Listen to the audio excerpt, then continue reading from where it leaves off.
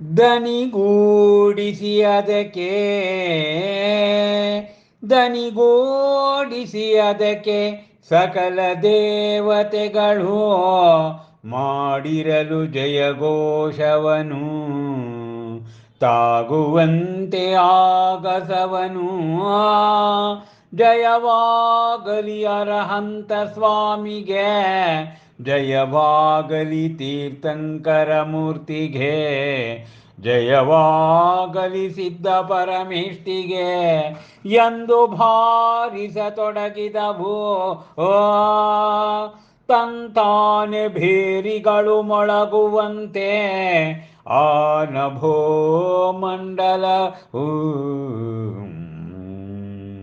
ಸಾಗುತ್ತಿತ್ತ ದೇವ ಸಮೂಹವು ಸಪ್ತ ಸಾಗರವನೆ ಮೀರಿಸುವಂತಿಹನ ಬದಿ ಪಂಕ್ತಿರೂಪಿ ಅಲೆಗಳುಳ್ಳ ಮಹಾಸಾಗರದೋಪಾದಿಯಲಿ ತೋರಿತಾ ಆಗಸವು ದೇವತೆಗಳ ವಿಮಾನ ವಾಹನಳಡಗೂಡಿ ಆ 63 ಪಟಕಲಾಚೆಗೆ ಬೇರೊಂದು ಸ್ವರ್ಗವೇ ಕಂಗೊಳಿಪ ಬರಿಯಲಿ ಅಂತೆ ಕಣ್ಸೆಳೆದವು ದೇವಾಂಗನೆಯರ ಸ್ಮಿತ ವದನಗಳು ವ್ಯೋಮ ಸರಸಿನಲ್ಲಿ ಅರಳಿದ ತಾರೆ ತಾವರೆಗಳ ತೆರದಿ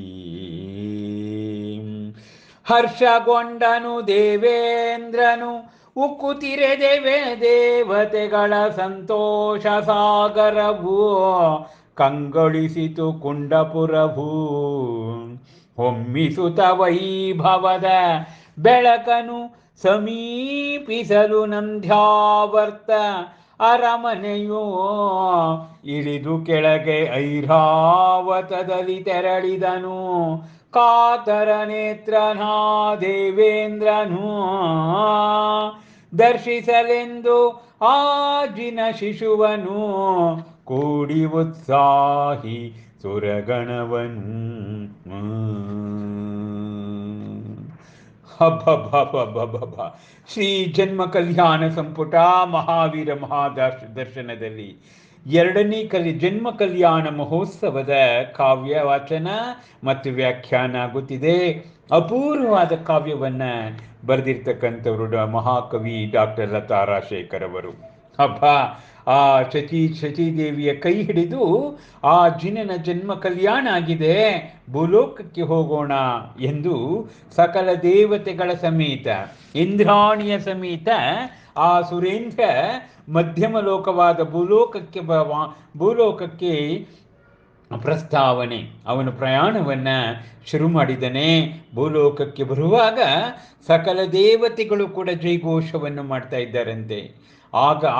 ಆಗಸಕ್ಕೂ ಮುಟ್ಟುವ ಹಾಗೆ ಏನು ಅರ್ಹಂತ ಸ್ವಾಮಿಗೆ ತೀರ್ಥಂಕರರನ್ನ ಅರಿಹಂತ ಎಂಬುದಾಗಿ ಕೂಡ ಕರಿತೀವಿ ನೋಡಿ. ಪಂಚಪರಮೇಷ್ಠಿಗಳು ಅರಿಹಂತರು, ಸಿದ್ಧರು, ಆಚಾರ್ಯರು, ಉಪಾಧ್ಯಾಯರು, ಸರ್ವಸಾಧುಗಳು ಎಂಬುದಾಗಿ. ಇಲ್ಲಿ ಅರ್ಹಂತ ಅಂದರೆ ಅರಹನ್, ತೀರ್ಥಂಕರ, 1008 ಗುಣಗಳಲ್ಲಿರ್ತಕ್ಕಂಥ ಆ ಅರಿಹಂತರಿಗೆ ಜಯವಾಗಲಿ. ಮತ್ತೆ ಸಿದ್ಧ ಪರಮೇಷ್ಠಿಗಳಿಗೆ, ಲೋಕದಲ್ಲಿ ಅನಂತ ಸಿದ್ಧ ಭಗವಾನರಿರ್ತಾರೆ, ಆ ಸಿದ್ಧ ಪರಮೇಷ್ಠಿಗಳಿದ್ದಾರೆ, ಅವರಿಗೂ ಕೂಡ ಜಯವಾಗಲಿ ಎಂಬುದಾಗಿ ಭಕ್ತಿ ಭಾವದ ಪ್ರಕಟವನ್ನು ಮಾಡ್ತಾ ಇದ್ದಾರಂತೆ. ಆ ದೇವತೆಗಳು ಬರುವಾಗ ಆಗಸದಲ್ಲಿ ಆ ತಂತಾನೇ ಬೇರೆಗಳು ಮೊಳಗ್ತಾ ಇದ್ದವಂತೆ.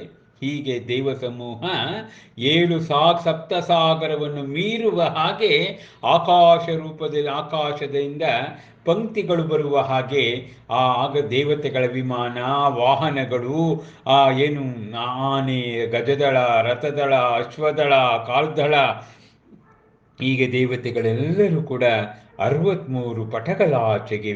ಇಲ್ಲಿ ಏನಾಗಿದೆ, ಭೂಲೋಕ ಅದೊಂದು ಸ್ವರ್ಗವೇ ಎನ್ನುವ ಹಾಗೆ ಭಾಸವಾಗ್ತಾ ಇದೆಯಂತೆ. ಆ ಸ್ವರ್ಗದ ಸ್ಥಿತಿಯನ್ನು ತಂದ್ಕೊಂಡ್ಬಿಟ್ಟಿದೆ.